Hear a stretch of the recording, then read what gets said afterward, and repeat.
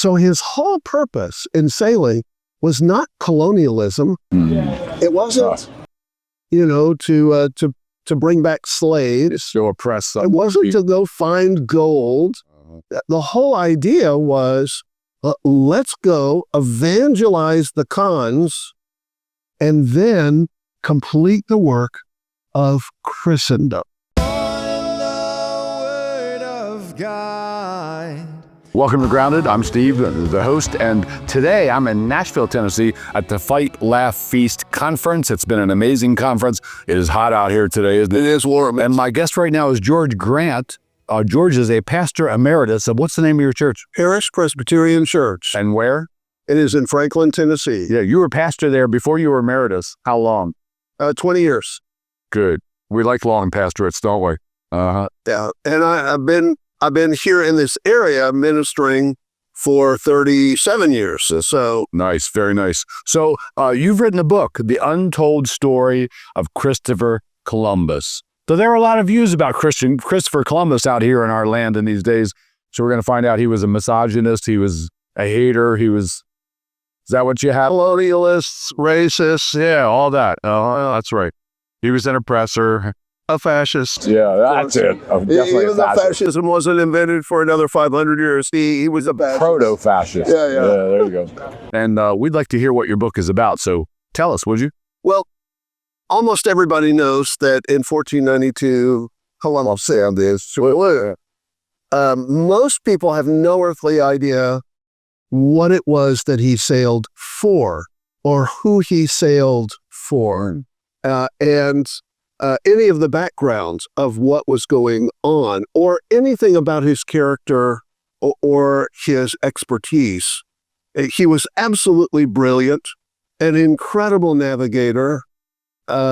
He had been involved in map making and cartography. He had been involved in navigation and exploration long before he ever put together what he called his great expedition. But when he was 3 years old, living in the city of Genoa, news came to the city of Genoa that Constantinople had fallen to the Turks, and that the Byzantine Empire, the greatest Christian empire that the world had ever known, had been conquered. And the response in the West was deep grieving and mourning. Yeah. He described, even in his late life, being haunted by the fact that the bells of all of the churches in Genoa rang for 3 days. People wailing in the streets, believing that the end of the world had essentially come. If Constantinople, the greatest city in Christendom, had fallen, then what's next? Yeah. Do we stand any chance? So that was a haunting sort of memory and became a part of the intellectual life of Columbus. He was an ardent Christian who would dive deeply into both the scriptures and the multiple reformed movements that were sweeping through the church, even then in the 15th century. We tend to think that the only Reformation was in the 16th century when Martin Luther nailed the 95 Theses on the Wittenberg church door. John Calvin showed up in Geneva. John Calvin shows up. Pierre Viret shows up.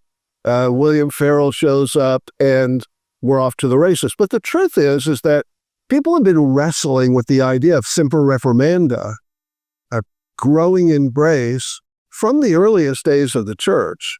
And there were great reform movements in the 10th century, the 11th century. The 14th century had multiple reform. Aren't these the Dark Ages where nothing significant happened? Yeah, the Dark Ages when all the cathedrals were built. Getting a little wild out here. The wind is blowing.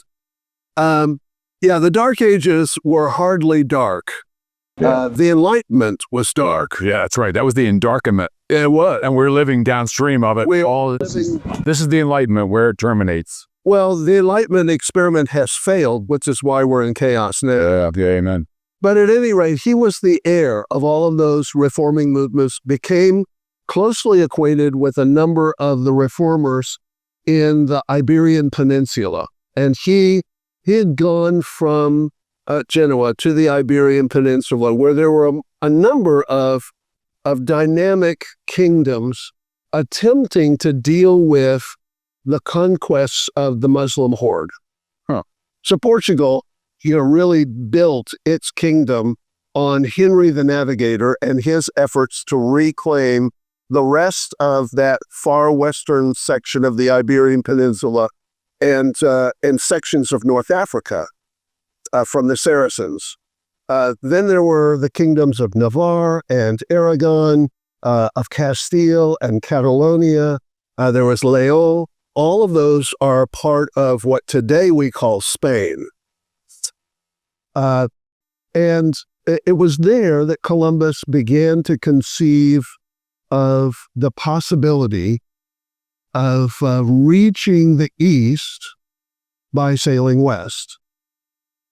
And he made proposals to the Crown of England, to the Crown of Portugal, and to the crowns of Aragon and Castile.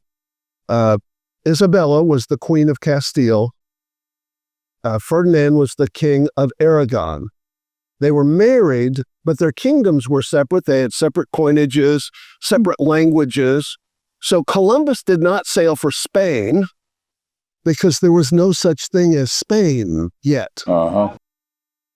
At any rate, most of those kingdoms were still engaged in what was called the Reconquista, the purging of the Moors, the Saracens, the Muslims, from the Iberian Peninsula. They had come and conquered the Iberian Peninsula beginning in the year 711. In fact, the Rock of Gibraltar is named for the Saracen conqueror, Jebel Turk.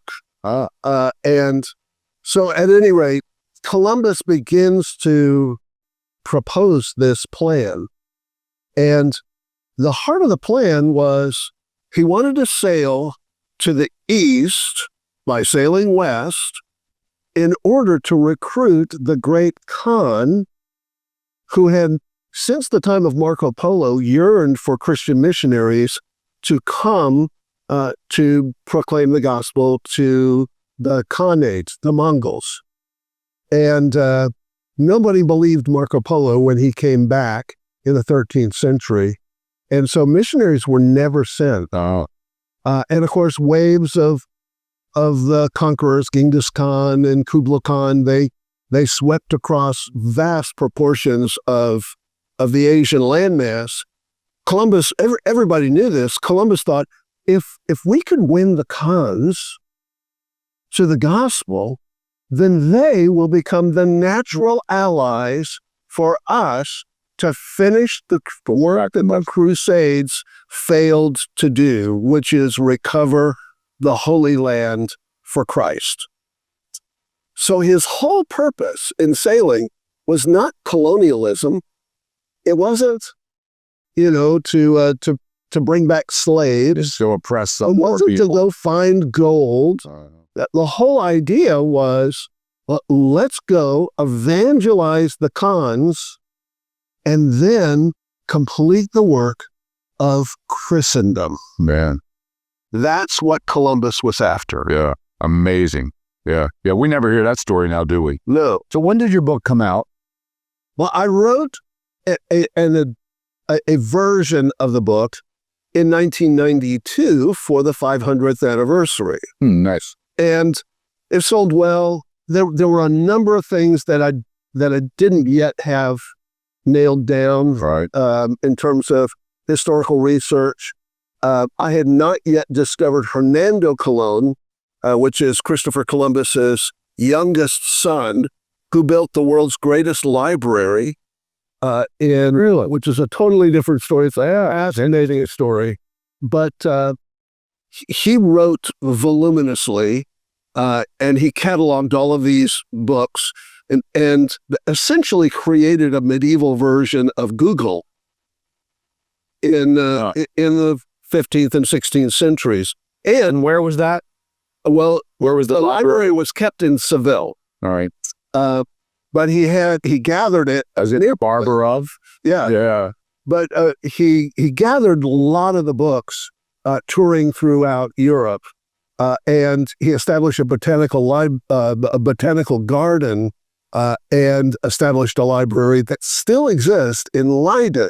I was going to ask you, where is it now? Yeah, It's intact pretty much. yeah, it's south of Amsterdam. Can anybody go see it?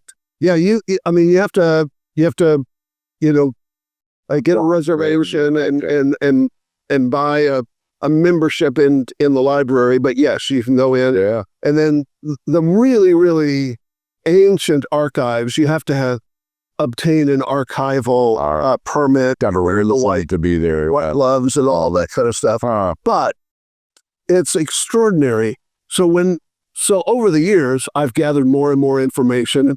I really hadn't intended to do a new version of the book, but Canon Press came calling. I was going to say, did Doug Wilson tap on your shoulder? Well, it wasn't Doug, but it was Somebody at Canon. Yeah, at Canon. And I said, yeah, that's something I really want to do. Uh-huh. So we did it. So you spent some years just working hard and Well, updating the book. I'm always gathering stuff about all of my many varied interests. And so, I've written almost 100 books. And so it's not like, All right. the only thing I'm thinking about. Yeah. Your many interests. This is one of them. Which is your greatest interest? Can you single one out? Well, right now, it's probably the life and work of Thomas Chalmers, Scottish, great Scottish reformer. And Have you written a book on him or I have- writing? I have written now 7 books related to Chalmers.